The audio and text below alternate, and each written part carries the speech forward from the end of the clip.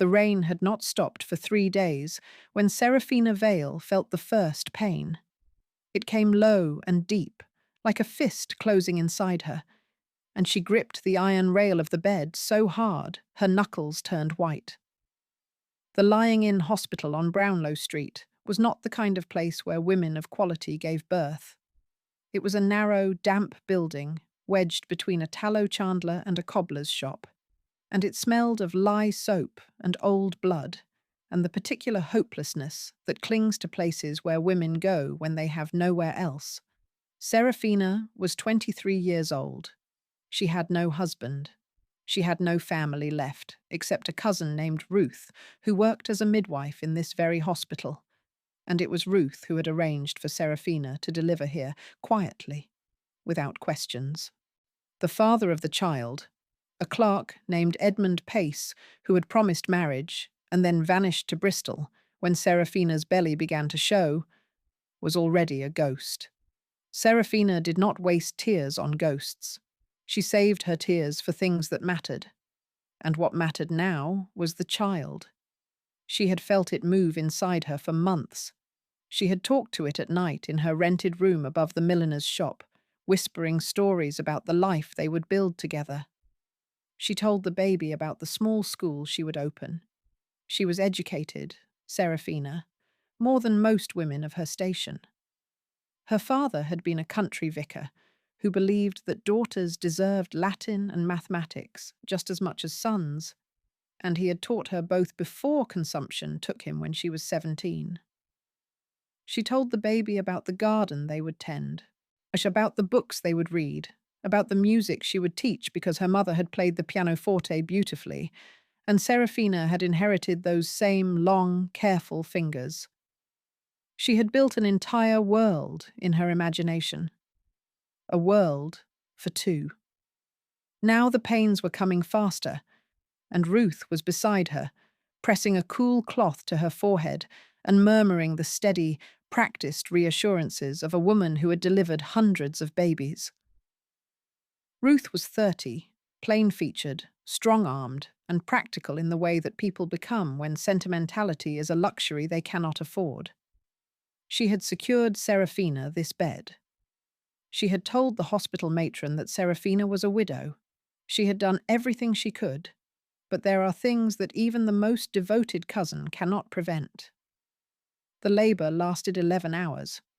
Seraphina screamed until her voice broke, and then she screamed in silence, her mouth open, her eyes fixed on the ceiling where the plaster was cracked in a pattern that looked, if you stared long enough, like a map of a country that did not exist. She pushed when Ruth told her to push, and she rested when Ruth told her to rest, and she held on to the belief, the absolute, unshakable belief, that at the end of this suffering there would be a cry. A small, furious, beautiful cry that would make everything worth it. The baby came just after midnight. It was a girl. She did not cry. Ruth caught the infant and cleared her mouth and turned her over and pressed gently on her tiny chest, and did all the things that midwives do when a baby arrives in silence, and still the child did not cry. She was perfect.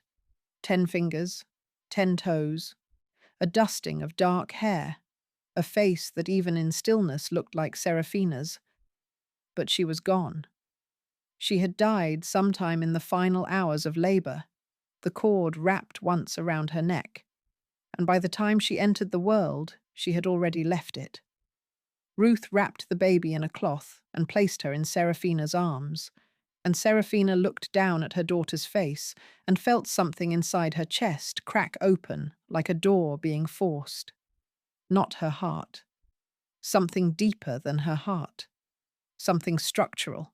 Something that had been holding her together. And now it was broken, and she did not know how she would ever stand upright again. She did not scream. She did not weep.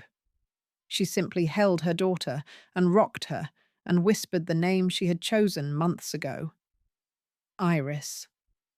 She whispered it over and over, as if saying it enough times might make the child hear it wherever she had gone. Iris. Iris. Iris. My Iris. In the bed next to her, separated by nothing more than a thin curtain, another woman was screaming. This woman's labour had begun 2 hours after Seraphina's, and it was progressing badly. Ruth had been moving between the two beds all night, one of only 3 midwives on duty in a hospital that held 20 women.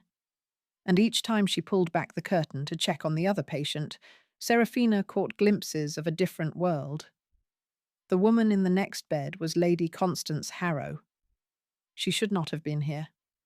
A woman of her rank, the wife of the Duke of Ashworth, one of the oldest titles in England, should have delivered in a grand house, attended by a physician and surrounded by servants. But Lady Constance was not truly the Duke's wife any more, not in any way that mattered. She had been cast out. The Duke, a cold, calculating man named Phineas Harrow, had married her for her father's shipping fortune, and then, once the money was secured, had discarded her like a dress that no longer fit. He kept the townhouse, the country estate, and the fortune. He gave Constance a small allowance and instructions to disappear. She had come to the lying-in hospital because she had nowhere else to go. Her family was dead.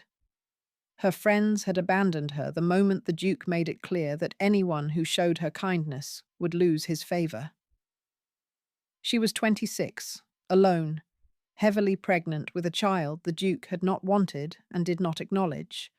And she had walked through the doors of the Brownlow Street hospital in a dress that had once cost more than most of the other patients earned in a year, though now it was stained and torn at the hem. Ruth had recognised quality when she saw it. She had given Lady Constance the bed next to Seraphina, the cleanest bed, nearest the window, and she had attended to her with extra care, not because of her title, but because Ruth could see that this woman was dying. The birth was difficult. Lady Constance was small-boned, and the baby was large, and there were complications that Ruth recognised with the cold certainty of experience. Too much blood. Far too much blood. It pooled beneath Constance's body and dripped through the mattress and onto the stone floor, and no amount of pressure or packing or prayer could stop it. The baby, a girl, was born alive and healthy, crying with the full-throated fury of a child who has arrived in the world and found it unsatisfactory. Ruth cleaned her and wrapped her and placed her on Constance's chest, and for one brief, perfect moment, the dying woman looked at her daughter and smiled. Then the light went out of her eyes. It happened that quickly. One moment she was there, a mother holding her child for the first and last time, and the next she was gone, her hand falling slack against the sheet, her face relaxing into an expression that might have been peace or might have been simply the absence of everything. Ruth stood between the two beds. On one side, a living mother holding a dead child. On the other, a dead mother beside a living one. The curtain between them stirred in a draught from the window, and for a long moment, the only sound in that corner of the ward was the newborn's crying. What happened next was not planned. Ruth would tell herself that for years afterward. It was not calculated or schemed, or even fully conscious. It was an act born from love and grief and the terrible arithmetic of the moment. One child who needed a mother, one mother who needed a child.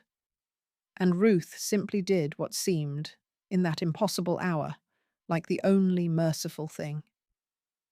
She took the living baby from Constance's still chest.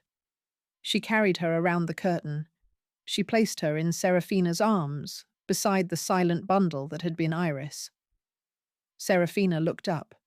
Her face was swollen from crying, her eyes red and unfocused, and for a moment she did not understand what was happening. She looked at the baby in her arms. This warm, squirming, furious little creature. And then she looked at Ruth, and Ruth said the words that would change everything. Constance Harrow is dead. The Duke doesn't want this child. He doesn't even know she exists. She'll be sent to a foundling hospital and she'll die there. You know she will. Most of them do. This was true. The foundling hospitals of London in 1817 were places of quiet devastation. Children were deposited there by mothers who could not keep them, and they were given new names and thin gruel and rough blankets, and most of them did not survive their first year. Those who did grew up to be servants or labourers, or, in the case of the girls, something worse. Ruth had seen it. She had delivered babies who ended up in those places, and she carried that knowledge like a stone in her chest. "Take her," Ruth said. "Raise her. Hock, she's yours now." Seraphina looked at the baby. The baby had stopped crying. She was looking up at Seraphina with the dark, unfocused eyes of a newborn, and her tiny hand was curled around Seraphina's finger, gripping it with a strength that seemed impossible for something so small. And Seraphina, who had lost everything, her father, her mother, her reputation, the man who had promised to love her, and now her own child, felt something shift. Not the broken thing inside her chest, which would never fully heal, but something beside it. Something new. A second door opening even as the first had been destroyed. She looked at Ruth. She looked at the baby. She looked at the silent bundle that had been her Iris, her real Iris, who was gone and who would never come back. "Iris," she whispered, and she pressed her lips to the living baby's forehead. "Her name is Iris." Ruth took care of everything. She recorded Lady Constance's baby as stillborn and Seraphina's as living. She swaddled Seraphina's real daughter and arranged for a quiet burial in the churchyard of St. Giles, where the tiny grave would be marked with a stone that said only "Infant Vale, 1817. She helped Seraphina out of the hospital 2 days later, the living baby wrapped tight against her chest, and she walked her cousin home to the rented room above the milliner's shop, and she said, "Never speak of this. Not to anyone. Not ever." And Seraphina didn't. She had expected guilt. She had braced herself for it the way you brace for a blow, tensing every muscle, waiting for the impact. But the guilt did not come. Not in the way she expected. What came instead was something more complicated. A kind of double vision, where every moment of joy was shadowed by the knowledge of how that joy had been obtained. She loved Iris. God, how she loved her. But she loved her while knowing that this love was built on another woman's death and another child's grave, and that knowledge was always there, like a splinter buried too deep to remove. She threw herself into motherhood with the intensity of a woman who understood that this was her one chance.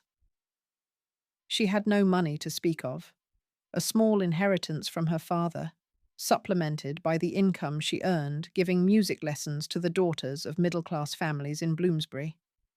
But she gave Iris everything she had. She taught her to read before she was 4. She taught her Latin before she was 6. She played the pianoforte for her every evening, and Iris would sit on the bench beside her, her small legs swinging, her face rapt with a concentration that made Seraphina's heart ache. They lived in the Bloomsbury flat, 2 rooms above the milliner's shop, clean and bright and filled with books. Seraphina painted the walls herself. She hung curtains she had sewn from fabric remnants. She placed a vase of fresh flowers on the table every week because her own mother had done the same, and she wanted Iris to grow up believing that beauty was not a luxury, but a necessity, something you created for yourself even when the world offered you none. Iris grew. She grew the way children do. Suddenly, astonishingly, as if every night she went to bed as one person and woke up as someone slightly different. She had Constance's dark hair and Constance's fine-boned face, and increasingly, Constance's quiet, watchful intelligence. She was not a loud child. She did not demand attention, or throw tantrums, or stamp her feet. She observed. She listened. She asked questions that startled Seraphina with their precision. "Mama, why do we have no portraits? Everyone in books has family portraits." "Mama, why doesn't anyone visit us? Mrs. Hollis next door has a sister who comes every Sunday." "Mama, who was my father?" Seraphina answered these questions as carefully as she could. She told Iris that her father had died, which was easier than the truth, and kinder. She said they had no portraits because they had no money for a painter, which was true. She said they had no visitors because their family was very small, which was also true in its way. But each question was a small crack in the wall Seraphina had built, and she knew that one day the wall would not hold. The years passed. Iris turned 5, then 6, then 7. Seraphina's music students multiplied. She earned enough to hire a maid, a cheerful girl named Polly, who adored Iris and spoiled her terribly. She earned enough to buy a proper pianoforte instead of the battered one she had been renting. She even earned enough to send Iris to a small day school run by a progressive woman named Miss Caldwell, who believed that girls should learn science and geography alongside needlework. They were happy. That is the simple truth that makes everything that follows so painful. They were genuinely, quietly, deeply happy. Seraphina would sometimes stand in the doorway of their sitting room and watch Iris reading by the fire, her dark hair falling across her face, her finger tracing the words on the page. And she would think, "This is enough. This is everything. I don't need anything else." But the world does not care what you need. The world has its own plans, and they are rarely kind. It was the autumn of 1827 when things began to unravel. Iris was 10 years old, tall for her age, with a seriousness that made people forget she was a child. Seraphina was 33, still beautiful in a worn, concentrated way, like a book that has been read many times and loved hard.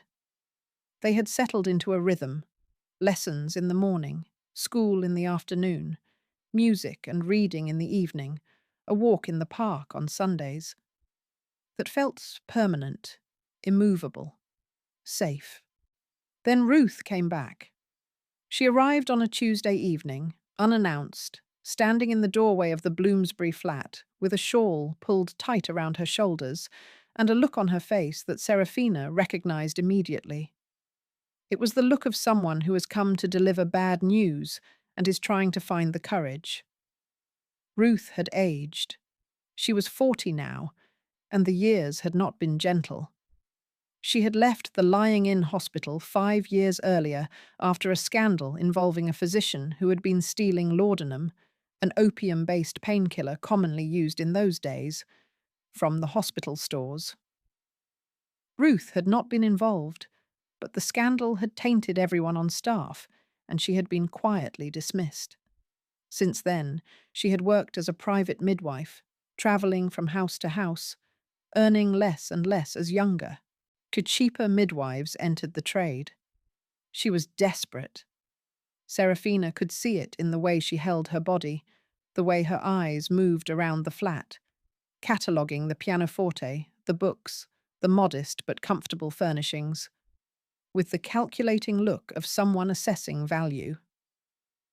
"I need money," Ruth said, before she had even sat down. "I need it badly, Sarah. I'm behind on my rent. I owe money to a man who is not the patient sort. If I don't pay him by the end of the month, I'll be in a debtor's prison." Seraphina felt the old familiar weight settle on her chest. She had given Ruth money before, small amounts when she could spare it. But she knew, even before Ruth said another word, that this time the amount would not be small. "How much?" she asked. £50. £50. It was an enormous sum, more than Seraphina earned in 6 months. It was the kind of money that could rent a house for a year, or buy passage to America, or change a life completely. Seraphina did not have it. "I don't have £50, Ruth. You know I don't." Ruth's mouth tightened. She glanced toward the hallway, where the sound of Iris practicing scales on the pianoforte drifted in, each note clear and precise. "But there's someone who does," Ruth said quietly. Seraphina went very still. "The Duke of Ashworth," Ruth continued. "He's looking for his daughter. He's been looking for months. He's offering a reward. £200, Sarah. £200 for information about a child born in the Brownlow Street lying-in hospital in March of 1817. The room seemed to contract. The walls pressed inward. The sound of the pianoforte became impossibly loud and impossibly far away at the same time. "How do you know this?" Seraphina asked, and her voice was steady, which surprised her, because nothing else was. "It's in the papers. He's placed advertisements. His new wife, the second one, the woman he married 4 years ago, she's barren, can't give him an heir, and the Duke's debts." Ruth shook her head. "He married Constance for her father's money, but he spent it all. Gambling, horses, that ridiculous renovation of the country house. Now the creditors are circling, and the only thing that can save him is an heir. A legitimate child who can be presented to the courts, who can secure the family trust that's locked away until the next generation." Seraphina understood. The Duke did not want Iris because he loved her. He did not even know what she looked like, what she sounded like, whether she preferred apples or pears. He wanted her because she was useful. She was a key that would unlock a fortune. And once she had served that purpose, he would treat her the way he had treated Constance, as a possession to be maintained or discarded as convenience required. "No," Seraphina said. "Absolutely not." Ruth leaned forward. "Sarah, listen to me. I'm not saying you should give her up. I'm saying that if you don't give me money, if I end up in prison, I will have nothing left to lose. And a woman with nothing to lose is a dangerous thing." There it was. Not a request. A threat. Seraphina stared at her cousin. This woman who had saved her, who had given her Iris, who had kept her secret for 10 years. And she saw, with terrible clarity, that love and loyalty are not the same thing. Ruth had acted out of love 10 years ago. But love, when it is crushed under the weight of poverty and desperation, can turn into something else entirely. It can become a weapon. "You would do that?" Seraphina whispered. "You would tell them?" Ruth's eyes were wet. "I don't want to. God knows I don't want to. But I'm drowning, Sarah. And a drowning woman grabs whatever she can reach." After Ruth left, with a promise to return in 1 week for an answer, Seraphina sat in the sitting room and listened to Iris play.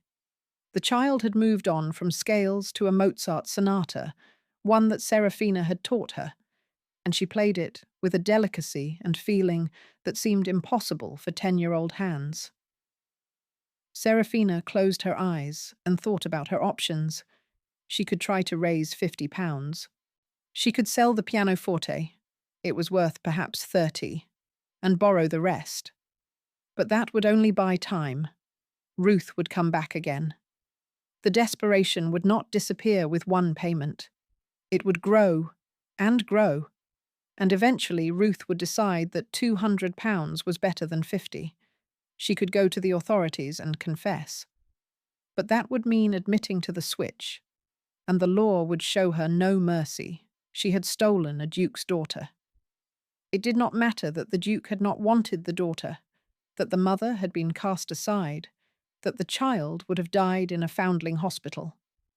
The law dealt in facts, not intentions, and the fact was that Seraphina had committed a crime that could send her to prison or worse. She could run. She could pack their things, take Iris, and disappear. There were ships leaving from Liverpool every week, ships bound for Boston, for New York, for a new world where no one knew the name Harrow or Vale. She had enough money for passage if she was careful. They could start over. A new name, a new life, a new beginning. But running meant leaving everything behind. It meant tearing Iris away from her school, her friends, her music teacher, the only home she had ever known. It meant condemning them both to the uncertainty of a foreign country with no connections and no safety net. And it meant that Iris would grow up never knowing who she truly was. Not just the daughter of a vicar's daughter, but the daughter of a duke, with a birthright that included land and title and the weight of centuries. Was it Seraphina's right to make that choice for her? She did not sleep that night. She lay in her bed and stared at the ceiling and thought about Constance Harrow, the woman she had never spoken to, the woman who had died in the next bed while Seraphina wept for her own lost child. She thought about the moment Ruth had placed the baby in her arms and how she had known, instantly and completely, that she would love this child. Not because the child was hers, not because she had carried her or borne her or felt her kick in the night, but because love, real love, the kind that changes you at the level of bone, does not require biology. It requires only choice. And Seraphina had chosen. But had the choice been fair? Had it been right? She turned these questions over and over, and they cut her every time, no matter which way she held them. A week passed. Ruth did not return, not because she had changed her mind, but because something worse had happened. The Duke's advertisements had produced results. Someone, not Ruth, but another woman who had worked at the Brownlow Street hospital, a laundress named Meg, had come forward with information.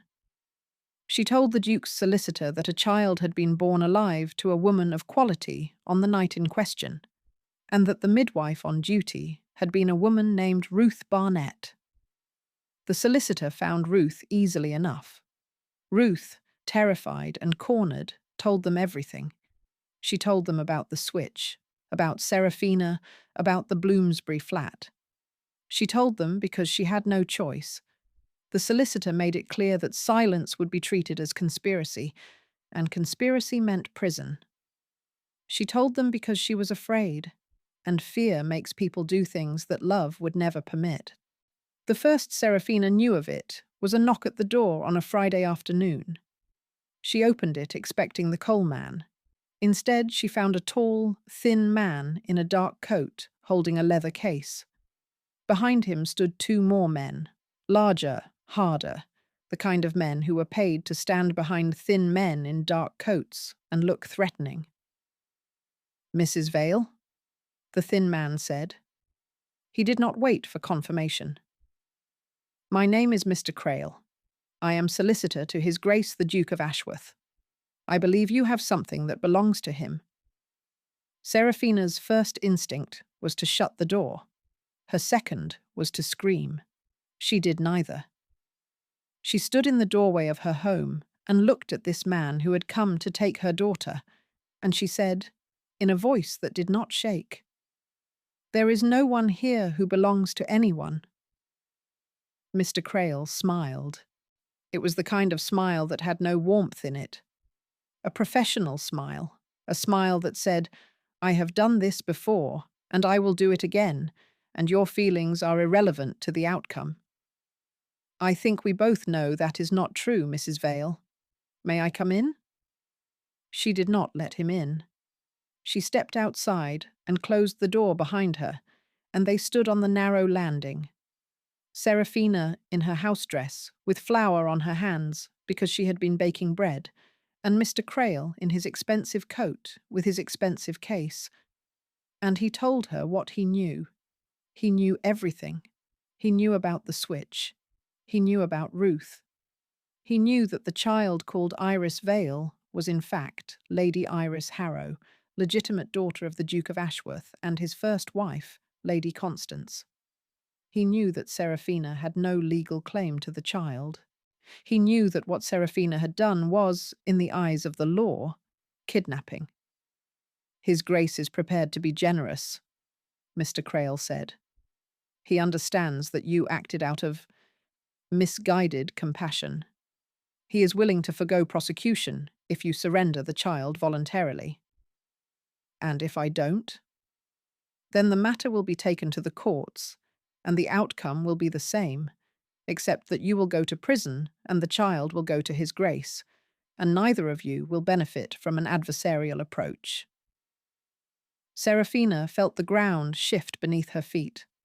Not physically, the landing was solid wood, but in every other way. The world she had built, the life she had constructed so carefully, brick by brick, over 10 years, it was falling. She could feel it falling. Each word from this man's mouth was another brick pulled free, and soon there would be nothing left. "I need time," she said. "You have until Monday," Mr. Crail replied. "His Grace is not a patient man." He left. Seraphina stood on the landing for a long time after he was gone. Then she went inside and washed the flour from her hands and finished baking the bread and called Iris down for supper, and they ate together in the small kitchen the way they always did. And Seraphina smiled and asked about school, and listened to Iris talk about the book she was reading, a story about a girl who sailed to an island and discovered a hidden civilization. And she thought, "I have 2 days. 2 days with my daughter before the world takes her away." She considered running. She stayed up all night planning it, the route to Liverpool, the cost of passage, the false names they would use. But by morning, she knew she could not do it. Mr. Crail would have people watching. The Duke had resources that Seraphina could not hope to match. And even if they made it to America, they would be fugitives. Iris would grow up in the shadow of flight, always looking over her shoulder, never able to rest. She considered fighting. She went to a solicitor, a kind, rumpled man named Mr. Townsend, who worked from a cramped office near Gray's Inn. He listened to her story with growing alarm, and then he told her, as gently as he could, that she had no legal standing. The child was the Duke's by birth. The switch had been illegal. The courts would not look kindly on a woman who had deceived a peer of the realm, regardless of her motives. "But he abandoned his wife," Seraphina protested. "He threw her out. He didn't want the child." "That may be true," Mr. Townsend said, "but the law does not account for what a man wants. It accounts for what he owns. And in the eyes of the law, his daughter is his property." Property. Iris was property. A 10-year-old girl who could play Mozart and read Latin, and who still slept with a stuffed rabbit named Captain. She was property, like a horse or a house, something to be claimed and used and disposed of according to the whim of a man who had never held her, never sung to her, never sat up with her through a fever. Seraphina went home and sat in the dark and tried to imagine a world without Iris, and she could not do it. It was like trying to imagine a world without air. You could form the idea in your mind, but your lungs refused to accept it. Saturday passed in a haze of normalcy that felt obscene. Seraphina cooked breakfast and helped Iris with her Latin conjugations and walked with her to the park, where Iris fed the ducks and laughed at the way they jostled each other for bread. Every moment felt precious and fragile, like holding something made of glass. She watched Iris, and she thought, "You have no idea. You have no idea that your whole life is about to change, that the mother you love is not your mother, that the world you know is built on a lie. How do I tell you? How do I find the words?" She did not find the words. She did not have to. That evening, after supper, Seraphina sat at the writing desk in the sitting room and tried to compose a letter. She was not sure to whom. Perhaps to Mr. Crail. Perhaps to the Duke himself. Perhaps to God. She was writing and crossing out and writing again, her pen scratching desperately across the paper, when she heard a sound behind her. Iris was standing in the doorway. She was in her nightgown, her dark hair loose around her shoulders, and she was holding something in her hand. It took Seraphina a moment to recognize it. The letter from Mr. Crail. The one he had left. The one Seraphina had shoved into a drawer and tried to forget. Iris had found it. The child's face was very still. Not blank. Iris's face was never blank. She had too much going on behind her eyes for blankness. But controlled, composed. The face of someone who has received information that has shattered them and is holding the pieces together through sheer force of will. "Mama?" she said, and her voice was small, but steady.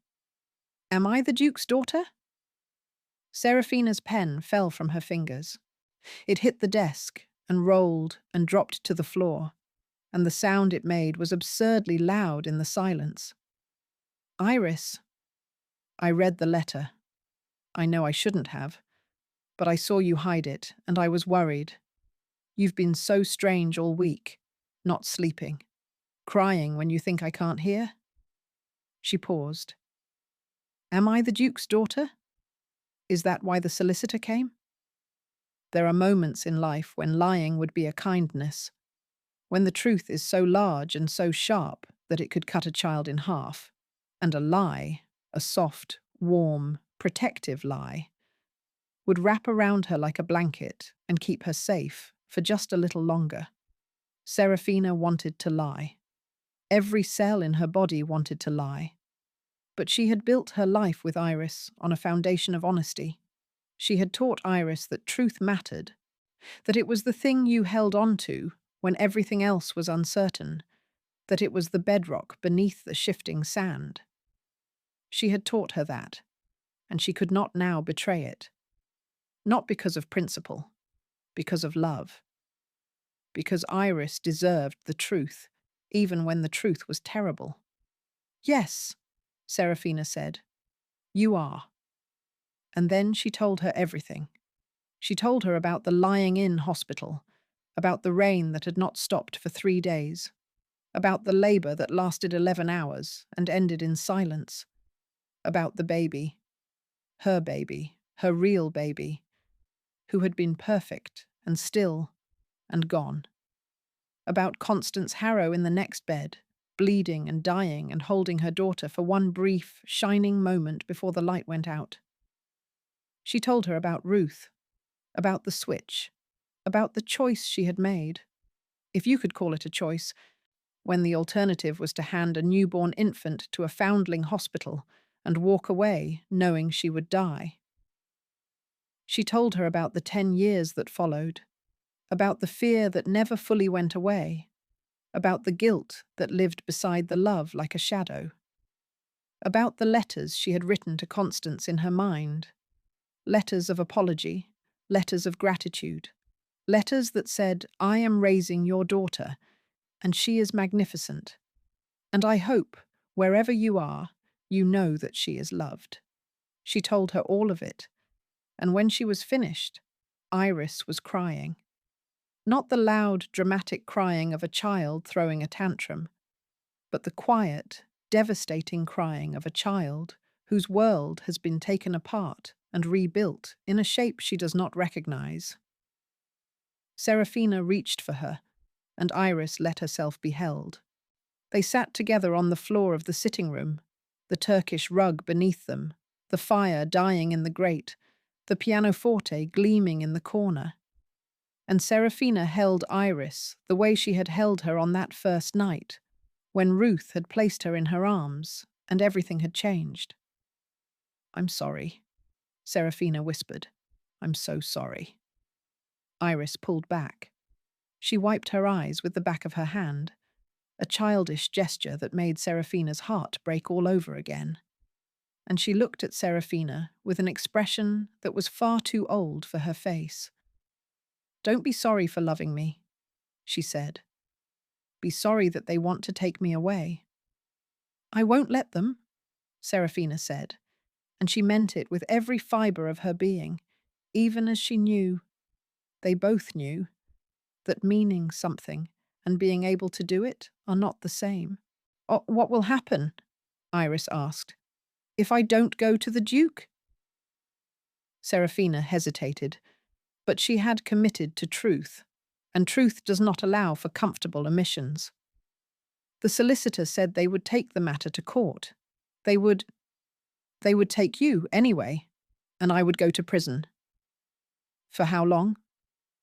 I don't know. Years, perhaps. Iris was quiet for a long time. The fire crackled. Somewhere outside, a dog barked, the ordinary sounds of an ordinary evening in Bloomsbury, continuing as if nothing had happened, as if the world had not just split in two. "I'll go," Iris said. "No." "Mama, listen to me." "No, Iris, absolutely not. I will not. If I go, you stay free. If I don't go, they take me anyway and you go to prison. Either way, I end up with the Duke.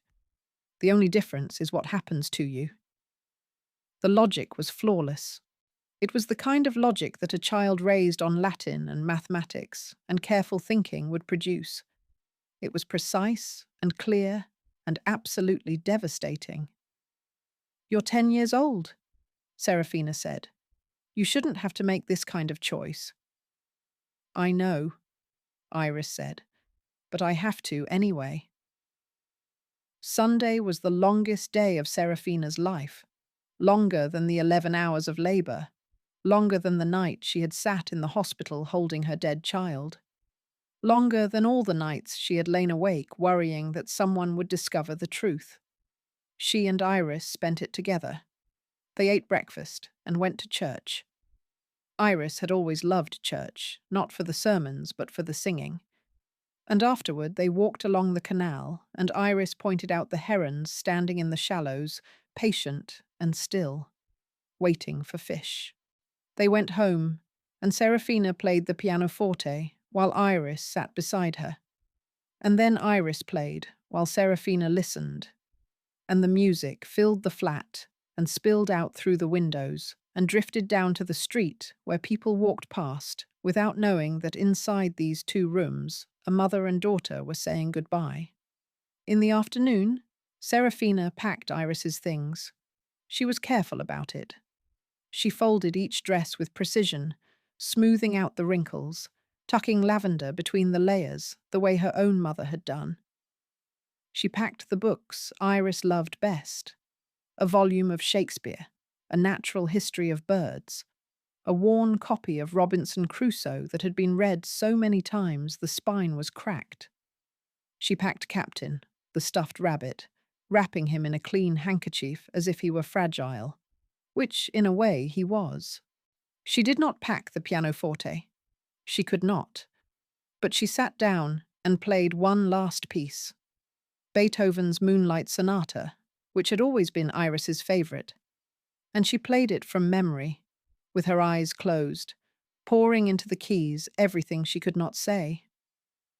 When she finished, Iris was standing behind her. "Teach me that," Iris said. "Before I go, teach me the Moonlight Sonata so I can play it and think of you." They spent the rest of the afternoon at the pianoforte. Seraphina went through it passage by passage, hand over hand, showing Iris the fingering, the dynamics, the places where you had to hold back, and the places where you could let the music swell. Iris learned quickly. She always did. And by evening she could play the first movement all the way through, slowly but correctly, each note in its right place. "There," Seraphina said. "Now you have it. No one can take that from you." Monday morning arrived with a pale, watery sun that felt like an insult. Seraphina dressed Iris in her best dress, blue muslin with white lace at the collar, and brushed her dark hair until it shone. She packed the trunk. She called a cab. They rode through London in silence. The streets were busy with the usual Monday morning traffic, carts and carriages and people hurrying to work. And Iris watched it all through the cab window with the detached interest of someone who is seeing things for the last time and wants to remember them.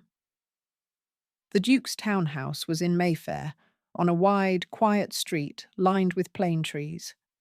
It was enormous. 5 stories of pale stone, with columns flanking the entrance and tall windows that reflected the sky. A footman in livery opened the door before they had even reached it, as if they had been expected, which of course they had. The entrance hall was bigger than Seraphina's entire flat. The floor was marble. The ceiling was painted with a scene from mythology, gods and goddesses reclining on clouds, looking down with expressions of profound disinterest. A grand staircase swept upward, its banister gleaming. Everything was designed to make you feel small. Mr. Crail appeared. He was wearing the same dark coat, carrying the same leather case, smiling the same empty smile. "Mrs. Vale, Lady Iris. How good of you to come." Lady Iris. The name sounded wrong. It was the right name.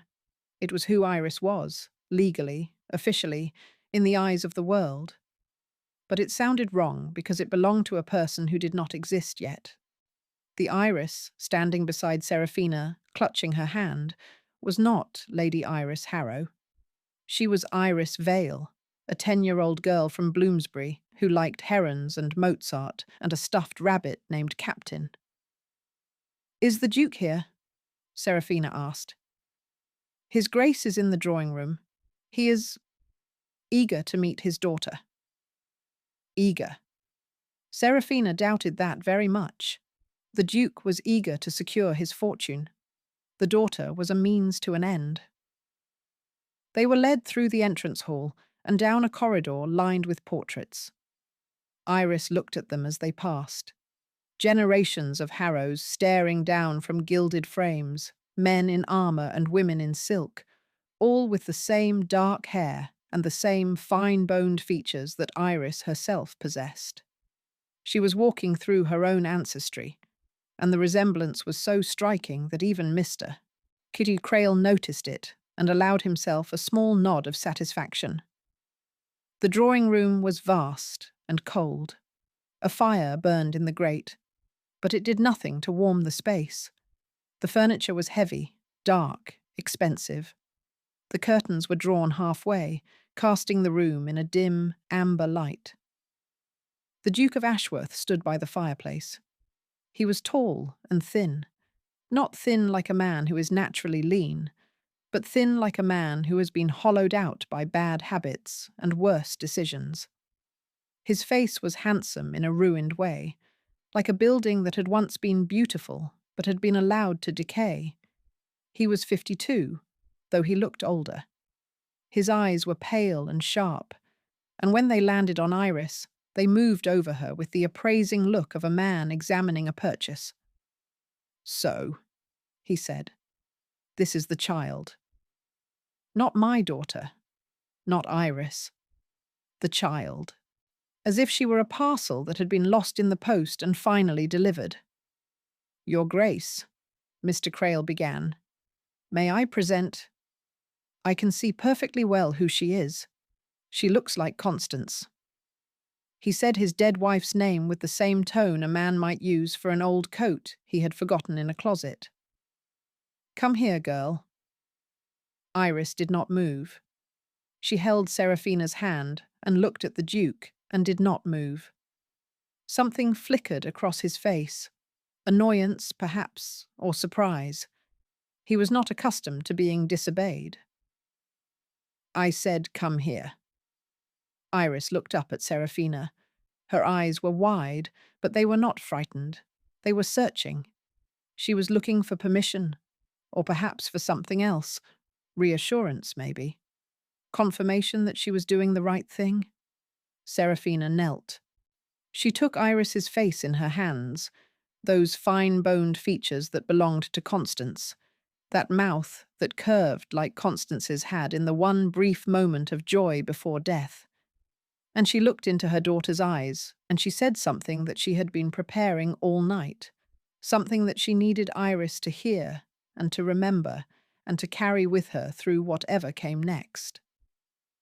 You are the bravest person I have ever known, and I am proud of you.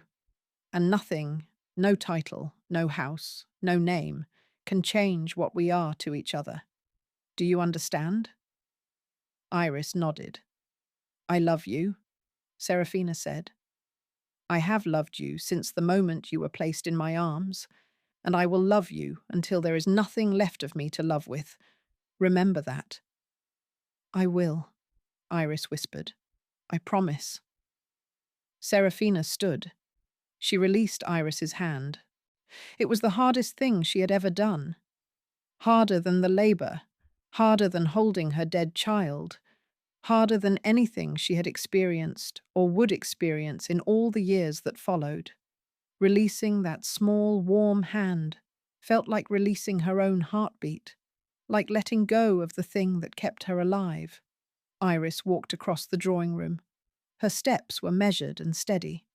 The steps of a girl who had been taught to face difficult things head-on, who had been raised by a woman who believed that courage was not the absence of fear, but the decision that something else mattered more.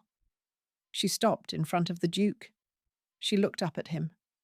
This tall, cold man, who was her father by blood and a stranger by every other measure. And she curtsied. It was a perfect curtsy, the kind that Miss Caldwell's school taught, was precise and graceful. Good morning, Your Grace, she said. I am Iris. The Duke stared at her. For the first time, something moved behind his pale eyes. Not warmth, exactly, but a kind of recognition. This child had presence. She was not cowed, not tearful, not cringing. She stood before him with a composure that he had not expected, and it unsettled him. You have manners, at least, he said. We shall see about the rest. He turned to Mr. Crail. Have a room prepared, and find a governess, a proper one, not some vicar's wife with ideas. I want her ready for presentation within the year. A room, a governess, a presentation. Iris was being absorbed into the machinery of the Duke's world, slotted into a system designed to produce a particular kind of person. The kind of person who could secure a fortune and carry a name and fulfill the function that the Duke required. Seraphina stood at the edge of the room and watched it happen and felt herself being erased. Not physically. She was still standing there, still breathing, still alive, but erased from the narrative. The Duke did not look at her. Mr. Crail did not address her. The footman who had opened the door did not offer to show her out. She had delivered the package, and her role in the story was over. But it wasn't. Not for Iris.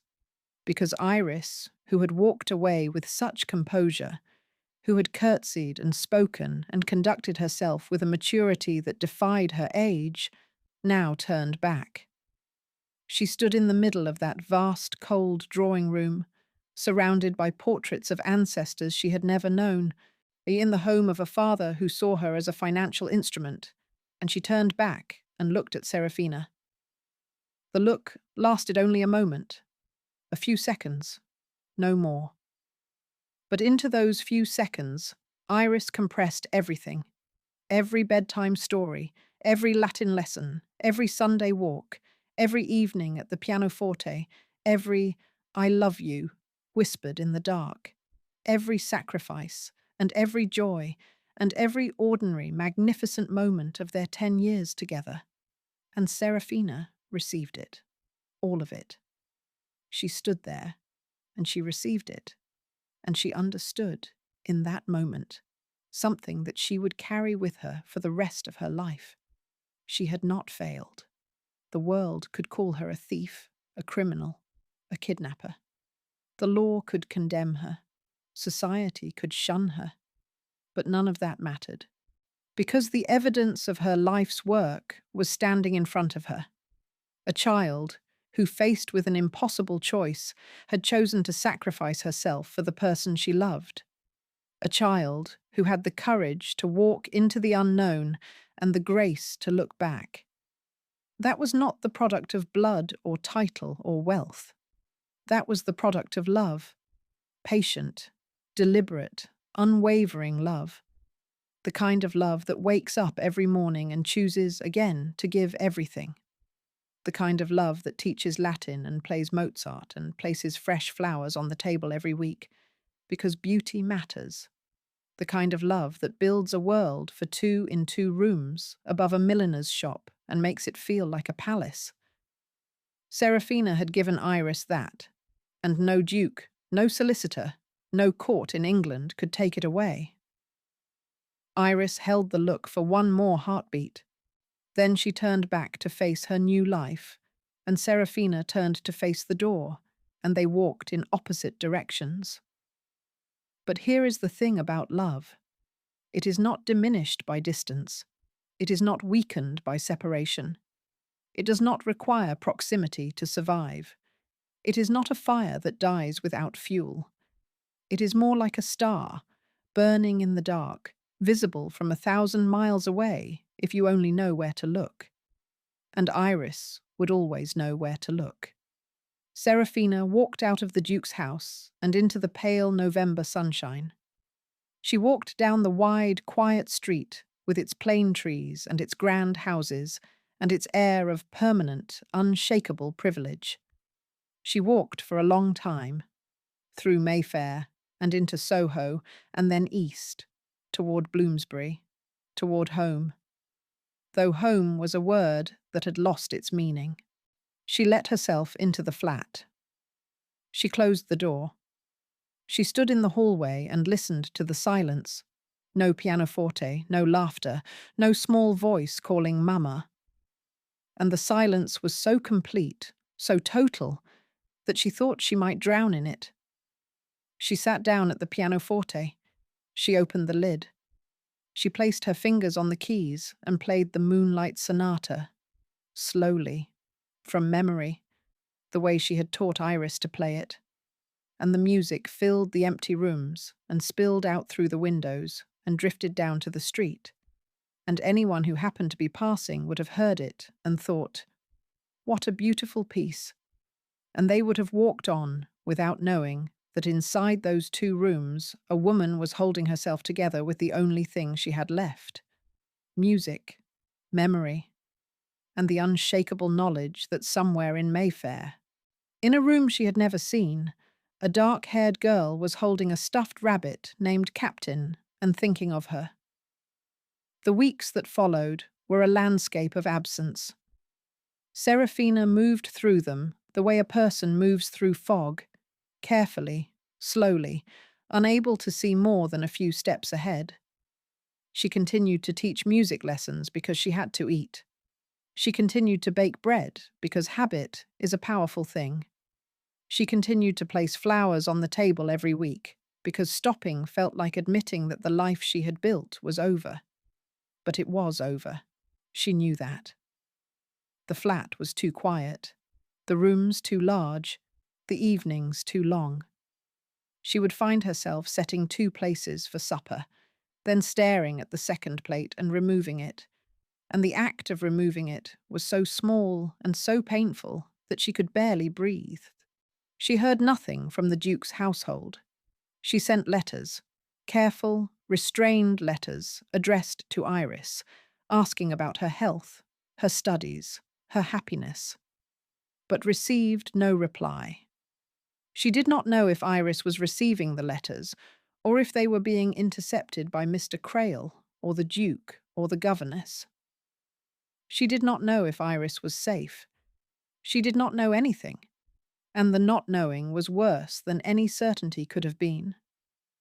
Ruth came to see her once, 3 weeks after Iris had gone. She stood in the doorway, unable to meet Seraphina's eyes, and she said, "I had no choice, Sarah. They would have put me in prison." Seraphina looked at her cousin. This woman who had been her savior and her destroyer, who had given her Iris and then taken her away. And she felt something that surprised her. Not anger. She had expected anger. Heart had braced herself for the hot, satisfying rush of it, but it did not come. What came instead was a weary kind of understanding. Ruth had been drowning. A drowning woman grabs whatever she can reach. Seraphina could condemn her for it, but she could not pretend she didn't understand. "Go home, Ruth," she said quietly. "There's nothing left to say." Ruth left, and Seraphina never saw her again.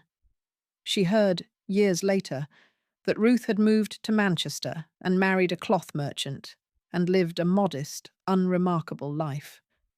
She did not know if Ruth was happy. She did not care enough to ask. Christmas came and went.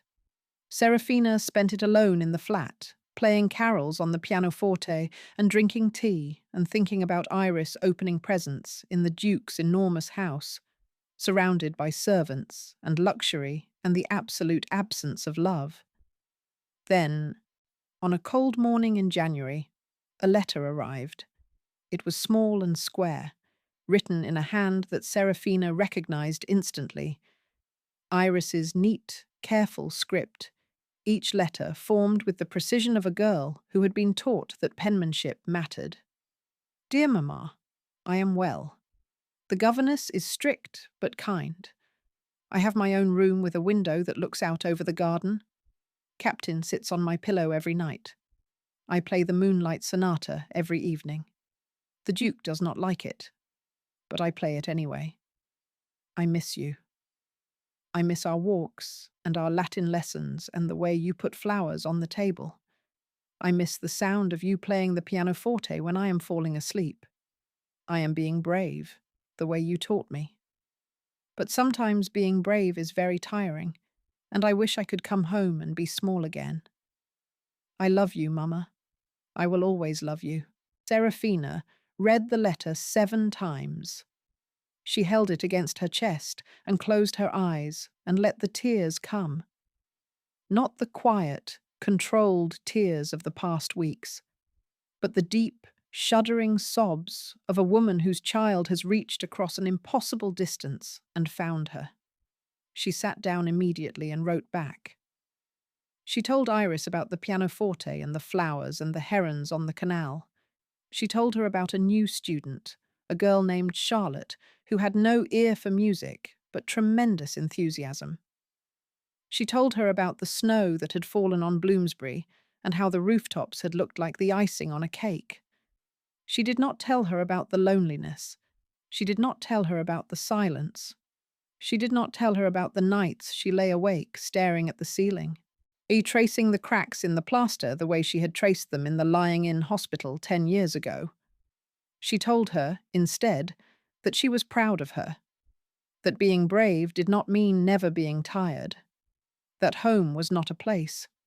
It was a feeling, and it travelled with you wherever you went, and that the Moonlight Sonata sounded best when played for someone you loved, even if they couldn't hear it.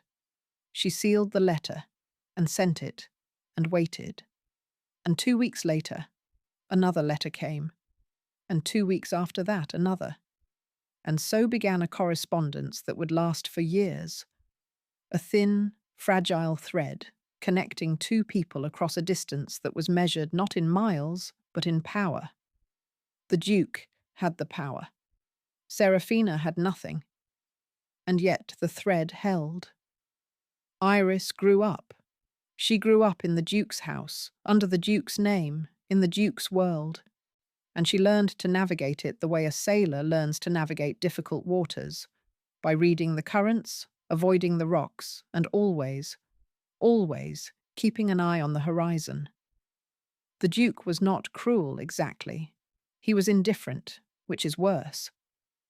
Cruelty at least acknowledges the existence of the person being harmed. Indifference treats them as furniture. He provided Iris with everything she needed materially: clothes, education, a horse, a music tutor, and nothing she needed emotionally. He spoke to her at meals and at formal occasions, and otherwise forgot that she existed. His second wife, the Duchess, a sharp-eyed woman named Georgiana, who had married the Duke for his title and discovered too late that the title came with debts, regarded Iris with suspicion. Iris was the heir. Iris was the reason Georgiana's own position was secure. Without Iris, the family trust could not be unlocked, but also the reason it was diminished, because every penny that went to Iris was a penny that did not go to Georgiana. Iris bore it all with a quiet, steady grace that amazed the household staff and infuriated the Duchess. She did not complain. She did not rebel. She studied hard and played the pianoforte beautifully, and was polite to everyone, and smiled when she was supposed to smile, and curtsied when she was supposed to curtsy. And if the servants sometimes heard music coming from her room late at night, a slow, melancholy piece in a minor key, they said nothing, because they understood that even a duke's daughter is allowed to be sad. She wrote to Seraphina every 2 weeks without fail, as the letters were the scaffolding of her inner life, the place where she was honest, where she was real, where she could be Iris Vale instead of Lady Iris Harrow. She told Seraphina everything. She told her about the governess who taught her French, and the tutor who taught her mathematics, and the stable boy who taught her to ride. She told her about the Duchess's cold looks, and the Duke's indifference, and the portraits in the hallway that looked like her, but felt like strangers. She told her about the day she realized she could play the entire Moonlight Sonata from memory, and how she had closed her eyes and imagined she was sitting on the bench in Bloomsbury with Seraphina beside her. And for a few minutes, the drawing room in Mayfair had disappeared, and she was home. Seraphina kept every letter. She tied them in bundles with blue ribbon and stored them in a wooden box that had belonged to her father. And on the nights when the loneliness threatened to swallow her whole, she would take them out and read them one by one, and the sound of Iris's voice would fill the quiet rooms, and she would remember that she was not alone, that somewhere in Mayfair a girl was thinking of her, that the thread was still holding. The years passed, the way years do when you are waiting for something, slowly, reluctantly, each one longer than the last. Iris turned 12, 13, 14. Her letters grew longer, more sophisticated, more searching. She asked questions about Constance. Who was she? What was she like? Did she suffer? Seraphina answered as honestly as she could, which was not very honestly, because she had barely known Constance. She told Iris what she remembered: the dark hair, the quiet eyes, the one moment of radiant joy when Constance had held her newborn daughter. She told her that Constance had loved her. She did not know if this was true, but she believed it, because a mother who smiles at her child in the moment of dying is a mother who loves. Iris asked about her own dead sister, the real Iris, the baby who had been born still. This was harder. Seraphina told her about the churchyard of St. Giles, about the small stone that said Infant Vale, 1817. Iris asked if she could visit the grave, and Seraphina said yes. When the time was right, they would go together. When Iris was 15, the Duke died. It happened suddenly. A stroke at the breakfast table, his face going slack over his morning eggs, his body sliding sideways in the chair. The Duchess screamed. The footman ran for a physician. But by the time help arrived, the Duke of Ashworth was dead, and the title and the debts and the complicated machinery of his estate passed to his only legitimate child. Lady Iris Harrow, at 15 years old, was one of the wealthiest women in England.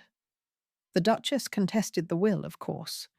She hired solicitors and made accusations, and tried to prove that Iris was not truly the Duke's daughter, which was ironic, given that Iris's legitimacy was the only thing that had kept the Duchess comfortable for the past 5 years. The case went to court, and the court ruled in Iris's favour because the evidence was overwhelming. The birth records, Ruth's testimony, given under oath before she disappeared to Manchester, the physical resemblance that made the portraits in the hallway look like mirrors. Iris was confirmed as the Duke's heir.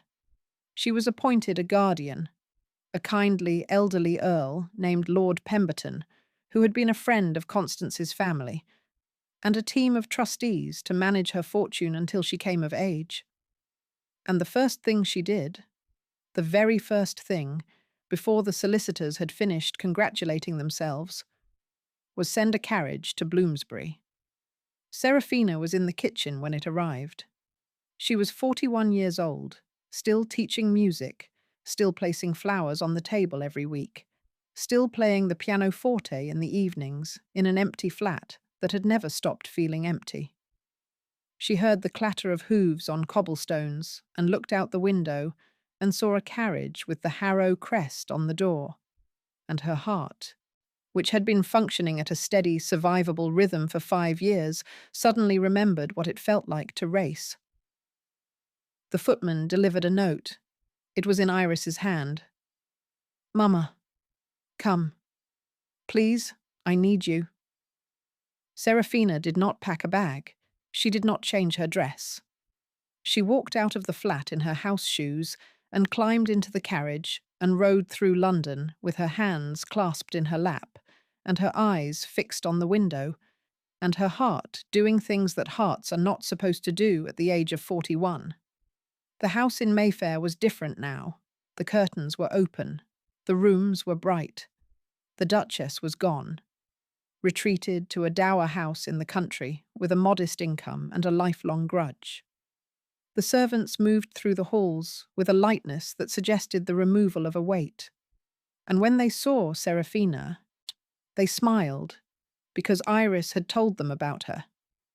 Iris had told them everything.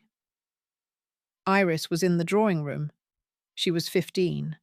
Tall, slender, dark-haired, with Constance's face and Seraphina's bearing, and a quality that was entirely her own.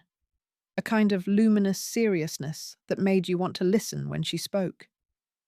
She was standing by the pianoforte. It was a grand instrument, a Broadwood, the finest money could buy. And it was open.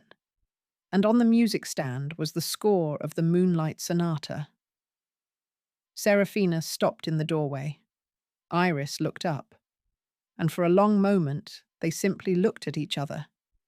The woman who had loved a child who was not hers, and the child who had loved her back with a ferocity that distance and time and the entire weight of the English aristocracy had failed to diminish. Then Iris crossed the room and put her arms around Seraphina and said, "I told you I'd be brave." And Seraphina held her the way she had held her on that first night, when she was small and new and warm and alive. And she said, "You were. You are. You always will be." They stood like that for a long time. The fire crackled. The pianoforte waited. The portraits of the Harrow ancestors looked down from their gilded frames, and if they had been capable of expression, they might have looked surprised, because what was happening in their drawing room was something that no amount of money or title or power could produce. It was simply this: a mother and daughter, reunited, not by blood, not by law, not by the machinery of inheritance, or the calculations of solicitors, or the strategies of dukes, by love, by the stubborn, illogical, magnificent love of a woman who had held a living child in one arm and a dead one in the other, and had chosen, in the darkest moment of her life, to keep going. Iris took Seraphina's hand and led her to the pianoforte. They sat down on the bench together, side by side, the way they used to sit in the flat in Bloomsbury. Iris placed her fingers on the keys. Seraphina placed hers beside them, and they played, together, the Moonlight Sonata, from memory. 4 hands on the keys, the music rising and falling, filling the grand room with a sound that was more than notes. It was a language, a history, a declaration. It said, "We are here. We survived. We are still us."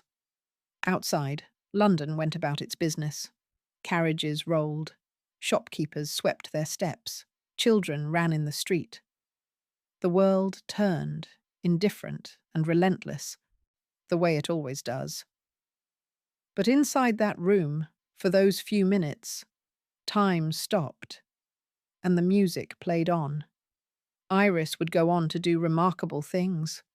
She would manage the estate with an intelligence and compassion that astonished the trustees. She would pay the Duke's debts and restore the family's reputation. Not the reputation he had wanted, built on power and fear, but a different one, built on fairness and generosity.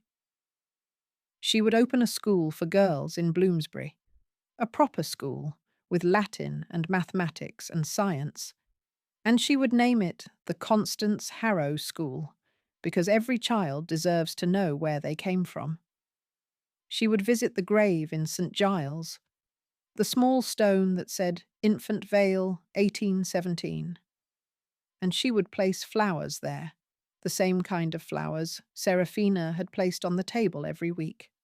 She would stand before that tiny grave and say a prayer for the sister she had never met, the girl whose death had been the beginning of Iris's own story, and she would feel the weight of that, the terrible, beautiful weight of being alive because someone else was not. She would marry, eventually. A kind man, a second son with no title and no ambitions beyond a quiet life and a good library. They would have children, 2 daughters and a son, and Iris would raise them the way Seraphina had raised her, with books and music and the unshakable conviction that love is not a feeling, but a practice, something you do every day, in small ways, over and over, until it becomes the foundation of everything. And Seraphina would be there, not in the Mayfair house.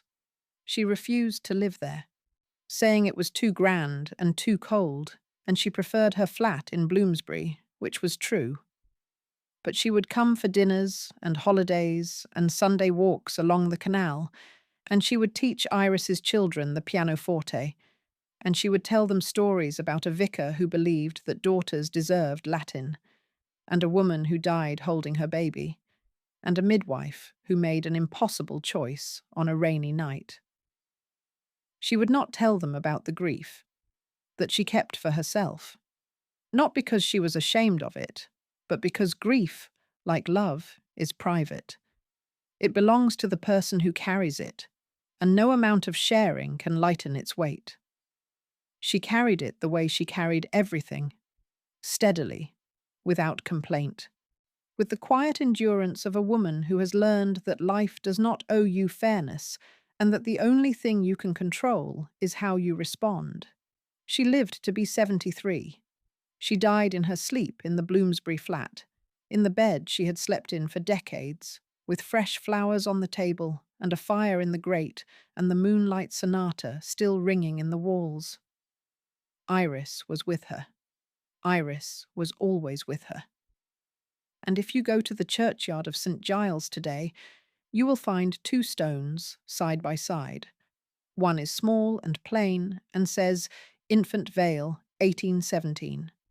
The other is larger, with words carved in a careful hand. Seraphina Vale, beloved mother. She chose love. Iris had the words chosen because they said everything that needed to be said. Not a biography, not a list of accomplishments, not a summary of a life that had been complicated and painful and magnificent, just the essential truth. She chose love.